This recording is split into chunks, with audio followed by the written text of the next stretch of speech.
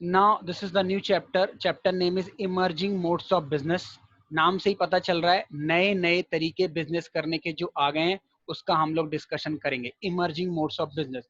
जब भी आप मेरे बुक्स या नोट से पढ़ेंगे तो देखिए मेरे हमेशा चैप्टर की स्टार्टिंग में कोटेशंस होती हैं. देखिए चैप्टर की स्टार्टिंग में कोटेशंस होती हैं ताकि आपको मोटिवेशन मिले. जब भी आप सेल्फ स्टडी करते हैं तो आपको मोटिवेशन की जरूरत होती है. तो मैंने हर चैप्टर की स्टार्टिंग में क्या दिया हुआ है, आपको मोटिवेशनल कोटेशन दी हुई है. आप उसको पढ़ो और कोशिश करो उसको समझने की. राइट, चलो फर्स्ट ऑफ ऑल स्टार्ट करते हैं. What is emerging modes of business. Emerging का मतलब होता है नए नए तरीके, नए नए तरीके. राइट, अब नए नए तरीके क्या आ चुके हैं, ई बिजनेस. सिंपल सा है, नया तरीका क्या है, ई बिजनेस. पहले क्या था, ट्रेडिशनल बिजनेस था. अब बिजनेस कैसा हो गया है, ई बिजनेस हो गया है. अब ये ई बिजनेस क्या होता है, e-business may be defined as connecting the activities of industry, trade, commerce through computer network. जो बिजनेस के तरीके थे पहले, इंडस्ट्री या ट्रेड या कॉमर्स, ये चैप्टर नंबर 1 में डिटेल से डिस्कशन है. इसको आप कैसे कर रहे हो, कंप्यूटर नेटवर्क के थ्रू कर रहे हो. जैसे मैं आपको पढ़ा रहा हूँ, बताओ मैं आपको पढ़ा रहा हूँ तो मैं आपको क्या ट्रेडिशनल तरीके से पढ़ा रहा हूँ, क्या आप मेरी क्लास में बैठे हुए हो, नहीं. I am using what, I am using computer network. ये भी तो मेरा ई कोचिंग हो गया ना, ये भी तो ई शिक्षा हो गया ना. तो that is why it is also E business. Right, अब ई बिजनेस का और ई कॉमर्स में फर्क आता है एग्जाम में कि ई कॉमर्स और ई बिजनेस क्या एक ही बात है, नहीं, स्लाइटली डिफरेंस है. क्या डिफरेंस है, देखो. E business means conducting industry trade business using computer network. It offer convenience of 24 hours into 7, मतलब 24 घंटे सातों दिन की सर्विस, 365 दिन की सर्विस कौन दे रहा है, ई बिजनेस दे रहा है. राइट, ई बिजनेस का मतलब है ट्रेड, इंडस्ट्री, कॉमर्स, सभी सभी चीजों को कैसे करना, कंप्यूटर नेटवर्क्स. ई कॉमर्स क्या है, e commerce mean buying and selling of product and services over the internet. मेरी बात समझ में आ रही है. अमेजॉन की बात करोगे तो ई कॉमर्स है. राइट, अगर बिजनेस की बात करोगे, पूरा बिजनेस ही मेरा कैसा चलता है तो वो ई बिजनेस. राइट, अगर पूरे बिजनेस को हम क्या कर दें, डिजिटलाइज कर दे तो ई बिजनेस है. लेकिन अभी जो ट्रेडिंग आप करते हो, आप अमेजॉन पे सामान लेते हो, स्विगी से सामान मंगाते हो, तो स्विगी का स्विगी को आप क्या बोलोगे, Swiggy is an e commerce company. Right, Swiggy क्या है, ई कॉमर्स कंपनी है. तो it makes use of email, हम उनको करते हैं. राइट, इलेक्ट्रॉनिक फंड्स हम उनको ट्रांसफर करते हैं, ऑनलाइन फंड ट्रांसफर करते हैं. तो ये सब चीजें कहाँ हैं, ई कॉमर्स में. राइट, अब E business includes not only E business, मतलब ई बिजनेस है broader concept. E business E commerce के अंदर ही आ जाएगा. राइट, ई कॉमर्स जो है ई बिजनेस का पार्ट है.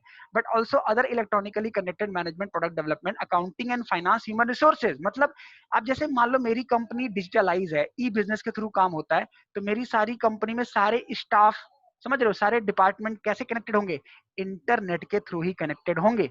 समझ रहे हो, हम आपस में कम्युनिकेट कैसे होते होंगे, इंटरनेट के थ्रू ही करते होंगे. Right, e commerce cover firms interaction with its customer and supplier over the internet. अब यहाँ पे सिर्फ कौन कम्युनिकेट कर रहा है, देखो, कस्टमर एंड सप्लायर. मतलब मैं अगर कस्टमर हूं तो फ्लिपकार्ट की साइट पे जाके ऑर्डर बुक कर रहा हूँ, और उसका जो सप्लायर होगा वो भी इंटरनेट की साइट का यूज करके अमेजोन पे सामान देता है. आप देखो ना, ओला उबर कैसे काम करते हैं. ओला में क्या है, ड्राइवर क्या है, ड्राइवर क्या है, सिंपल सा एक पर्सन गाड़ी में बैठा हुआ है, कस्टमर गाड़ी बुक करता है ऑनलाइन. राइट, और गाड़ी किसकी है, जिसकी भी होगी वो ऑनलाइन ट्रेस करता रहता है गाड़ी कहाँ जा रही है. राइट, ऑर्डर भी कहाँ पे आएगा, मोबाइल में, और कस्टमर को पता चलेगा ओला कहाँ खड़ी है, मोबाइल में. तो ये ई कॉमर्स, यानी ओला उबर क्या काम कर रहे हैं, बताओ, ई कॉमर्स. राइट, अब आगे बेसिस पढ़ते हैं. Ease of formation. Traditional business खोलने में दिक्कत आती थी, आपको जगह चाहिए होती थी, आपको पैसा लगाना पड़ता था. लेकिन ई बिजनेस क्या है, सिंपल हो गया है. आपको सिर्फ कंप्यूटर, इलेक्ट्रॉनिक डिवाइसेस चाहिए. फिजिकल प्रेजेंस चाहिए क्या, ट्रेडिशनल में तो आपको शॉप पे बैठना पड़ता था, देयर वाज समवन ऑलवेज, वहां पे एक आदमी बैठेगा तभी तो कस्टमर आएंगे, आप दोगे. यहाँ पे किसी को फिजिकली जरूरत नहीं है, सारा काम कौन कर रहा है, सॉफ्टवेयर कर रहा है. लोकेशनल रिक्वायरमेंट, यहाँ पे जगह की जरूरत पड़ती थी, हाँ बिल्कुल, यहाँ पे जगह की जरूरत है. Proximity of source of raw material in the market for the product. यहाँ पे रॉ मटेरियल चाहिए, आपको बनाना पड़ेगा सामान, यहाँ पे ऐसा कोई रॉ मटेरियल नहीं होता. कॉस्ट ऑफ सेटिंग अप, बहुत ज्यादा पैसे चाहिए, यहाँ पे कम चाहिए. ऑपरेटिंग कॉस्ट क्या है, बहुत ज्यादा लगती थी, रेंट देना पड़ता था, समझ रहे हो, बिजली का बिल भी आता था, एक लड़के का किराया देना पड़ता था, सफाई वाली आंटी आती थी, इससे पैसे लगते थे. इसमें उससे कम है, उससे कम है. Right, nature of contact with the supplier and customer. यहाँ पे इनडायरेक्ट थ्रू इंटरमीडिएट, यहाँ पे किसी मिचौलिए के थ्रू आपको बात करनी पड़ती थी. यहाँ तो आपने सॉफ्टवेयर बना दिया, आप डायरेक्टली कस्टमर से कम्युनिकेट कर सकते हो. नेचर ऑफ इंटरनल कम्युनिकेशन, यहाँ पे कैसे हायरार्किकल होता है, आप आपस में कैसे कम्युनिकेट करोगे, यहाँ पे हायरार्किकल कम्युनिकेशन. हायरार्किकल समझते हो, सीक्वेंस में, आप उस सीक्वेंस को ब्रेक नहीं कर सकते, हायरार्किकल बोलते हैं उसे. From top level management to middle level management and lower level management to operation. यानी यहाँ पे सीक्वेंस चलेगा, टॉप मिडिल लोअर लेवल। यहाँ पे कोई हायरार्किकल नहीं है, आप डायरेक्टली किसी को भी मेल मैसेज कम्युनिकेट कर सकते हो। अब यहाँ पे क्या है, रिस्पॉन्स टाइम कितना लगेगा, बहुत लंबा टाइम लगता था कस्टमर की फीडबैक को पता लगाने में। यहाँ पे तो इंस्टेंट है, आप फीडबैक फॉर्म डाल दो, आप रिव्यू फॉर्म डाल दो, कस्टमर आपका गुड्स लेने के बाद रिव्यू फॉर्म भर देगा। Shape of the organisational structure, यहाँ पे या तो वर्टिकल काम कर सकते थे due to hierarchical of chain and command, मतलब यहाँ पे वर्टिकली ऑर्गेनाइजेशनल स्ट्रक्चर होता था, यहाँ पे चेन के थ्रू काम होता था। यहाँ पे हॉरिजॉन्टल भी हो सकता है, समझ रहे हो, डायरेक्ट भी हो सकता है, यहाँ पे दोनों तरीके से काम होता है।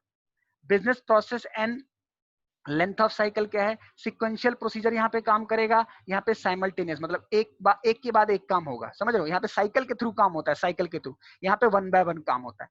अब देखो ये जब आप पढ़ा रहा हूँ मैं आपको, देखो कितने सारे पॉइंट है, 16 पॉइंट है। अब एग्जाम में 16 पॉइंट नहीं लिखने आपको, तो नॉलेज के लिए, एग्जाम में अगर क्वेश्चन आता है तो मैक्सिमम 6 मार्क्स का आएगा, तो 6 कोई भी पॉइंट आप लिख देना, समझ रहे हो। ये जो 10, 11, 16 पॉइंट मैं आपको पढ़ा रहा हूँ, इसमें से कोई भी आप 6 पॉइंट लिख देना, आपको पूरे मार्क्स मिलेंगे, राइट।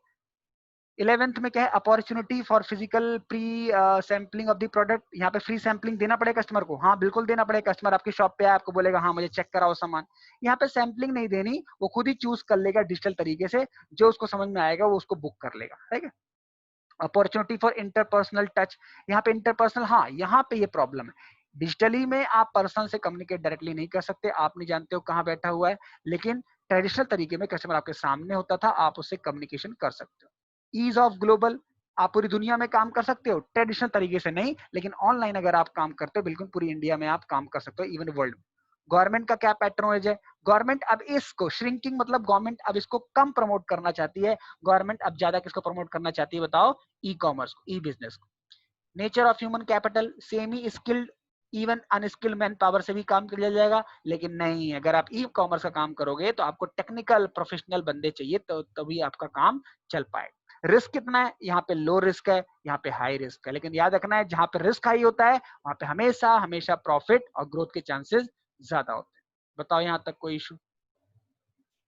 नेक्स्ट टॉपिक हमारे पास आ गया, scope of E business. Scope, क्या क्या स्कोप है, किस किस तरीके से लोग काम कर रहे हैं, ठीक है। तो ये आ गया हमारे पास स्कोप ऑफ ई बिजनेस। सबसे पहले हमारे पास क्या है, देखो B2B बिजनेस। B2B इसका मतलब क्या है, B2B का मतलब है बिजनेस टू बिजनेस, एक बिजनेस दूसरे बिजनेस से कम्युनिकेट कर रहा है, उन्होंने ऐसा नेटवर्क बनाया हुआ है कि दो बिजनेस फर्म आपस में कम्युनिकेट कर रही हैं, आपस में डील बना रही हैं, ठीक है ना, कस्टमर को पता भी नहीं चल रहा और B2B कम्युनिकेशन हो रहा है। तो here both the parties involved in e-commerce transaction are business firm, hence the name B2B, that is business to business, creation of utility or delivering value required to business to interact with the number of other business। मतलब ऐसे मान के चल लो कि Amazon और Flipkart दोनों को आपस में कम्युनिकेशन कर रखा है, हमें लगता है हम Flipkart की साइट पे ऑर्डर बुक कर रहे हैं, बट वो ऑर्डर क्या है, एक तरीके से Amazon की साइट पे चला गया क्योंकि Flipkart पे वो सामान नहीं था। तो दोनों का कम्युनिकेशन नेटवर्क है, इसे हम बोलते हैं B2B, यानी दो बिजनेस फर्म के बीच में कम्युनिकेशन का एक portal. B2C business to customer, जैसे Amazon, जैसे Flipkart, जैसे मैं ऑर्डर बुक कर रहा हूँ Amazon पे, जैसे आप कोई गुड्स बुक कर रहे हो Amazon पे, तो ये क्या हो गया, ये B2C हो गया। यहाँ पे क्या है, as the name imply B2C, sorry B2 ये C होगा ना, B2C, B2C,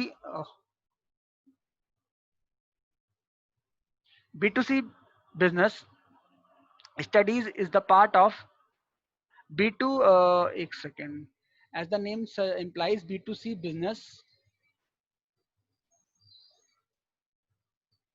यहाँ पे स्पेलिंग मिस्टेक है, business is the part of the market, without business studies you can not, ये क्या बोल रहा है यार, एक सेकेंड, हाँ देखो B2C में क्या है, B2C आप सिंपल समझो Amazon, ठीक है ना, Amazon क्या कर रहा है, उसने ऐसा नेटवर्क बिछा दिया है कि आप उसकी साइट पे जाते हो, आप उसकी एप्लीकेशन पे जाते हो, आप अपना ऑर्डर बुक करते हो, सामान खरीदते हो, और फिर उस एंड से Amazon सामान नहीं बेच रहा है, Amazon तो शॉपकीपर से टच में है, शॉपकीपर से टच में है, समझ रहे हो, शॉपकीपर से टच में है, वो क्या कर रहा है कि उनसे सामान को पैक करवा के आपके जगह तक पहुंचा रहा है, उनसे सामान पैक करा के आपकी जगह तक पहुंचा रहा है, ये है B2C, business to customer. Amazon businessman है, Amazon बिजनेसमैन है और उसने कस्टमर के लिए क्या बना रखा है, पोर्टल, यानी Amazon के थ्रू जो शॉपकीपर है वो अपना सामान कस्टमर तक सेल कर सकते हैं।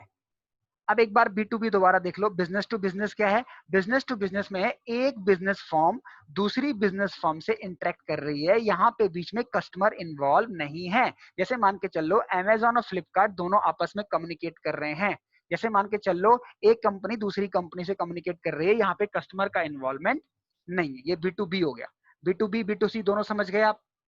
चले intra B communication, intra B commerce, बोलिए। इंट्रा बी, इंट्रा बी का मतलब होता है within the business. Within the business मतलब जैसे मान लो मेरा इंस्टीट्यूट है, अब मेरा इंस्टीट्यूट है तो आप मुझसे कम्युनिकेट कर रहे हो, मैं आपसे कम्युनिकेट कर रहा हूँ, कोई नया स्टूडेंट इस बीच में नहीं आ सकता, समझ रहे हो? कोई दूसरे इंस्टीट्यूट का पर्सन मेरे बीच में नहीं आ सकता। देख रहे हो? Network within the business firm, समझ रहे हो? Here parties involve in the electronic transaction are from within a given business firm, hence the name intra b-commerce. As noted earlier too, one critical difference between e-commerce and e-business is that e-commerce comprise a business firm, hence B2B customer over the internet. मतलब समझ गए आप?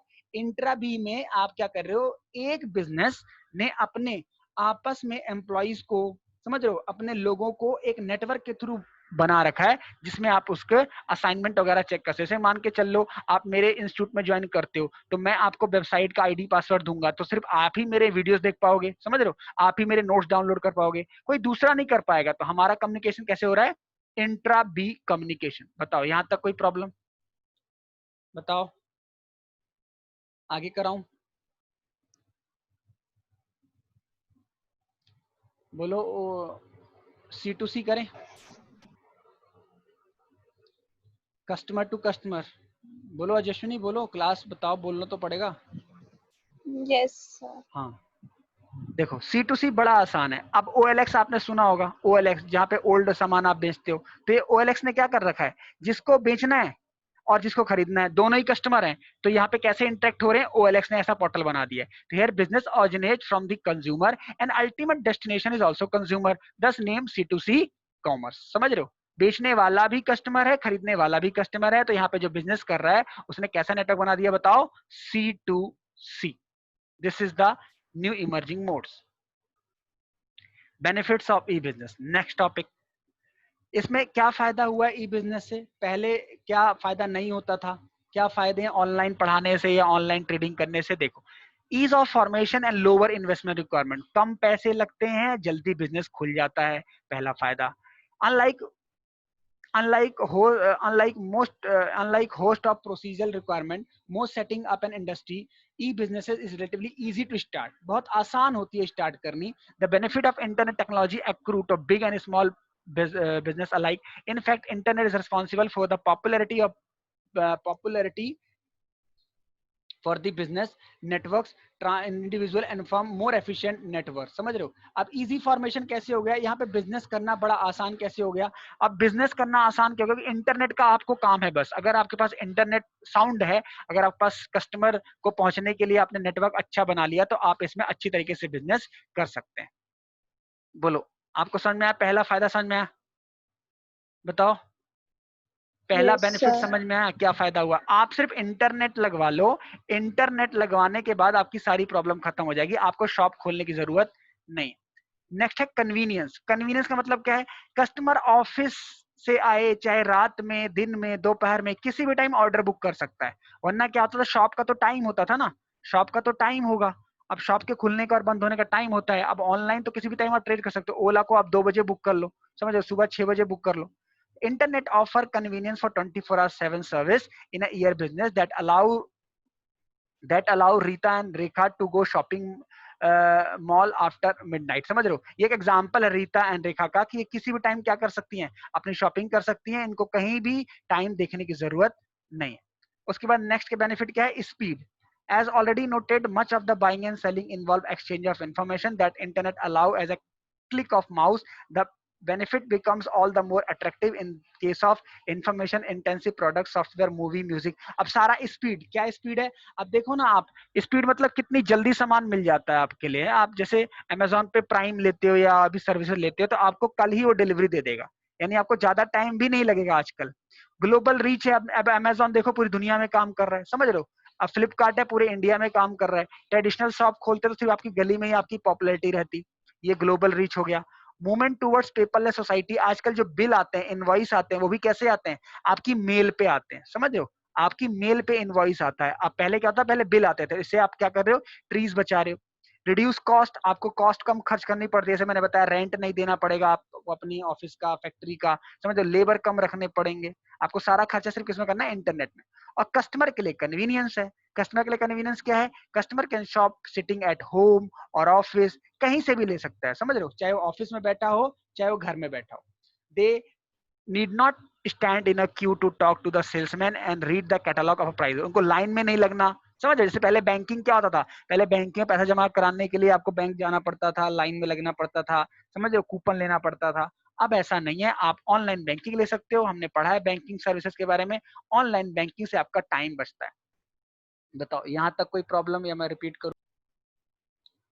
अब हमारे पास क्या है? Limitation of E business. अब हम नेक्स्ट इसी को कंटिन्यू करते हैं। पहले हमने मेरिट देखे, अब हम देखते हैं लिमिटेशन क्या है ई बिजनेस का। देखो, सबसे पहले लैक ऑफ पर्सनल टच। अब आपको नहीं पता कस्टमर कैसा है, कस्टमर ने आपकी गुड्स खरीदी, उसे कैसा फील हो रहा है, क्योंकि वो तो अपने घर पे बैठा है, आप अपने ऑफिस में बैठे हुए हो, ऑनलाइन डीलिंग हुई थी। तो ये लैक ऑफ पर्सनल टच है, आप कस्टमर से पर्सनली कम्युनिकेट नहीं कर पाओगे, ये लिमिटेशन है। दूसरा क्या है? दूसरा हमारे पास ये लिमिटेशन है कि increase risk due to anonymity and non traceability of party. अब देखो, रिस्क क्या है कि आप समझ नहीं सकते कस्टमर आपका सामान लेके खुश है, समझ रहे हो, या दोबारा लेने की कोशिश करेगा नहीं करेगा।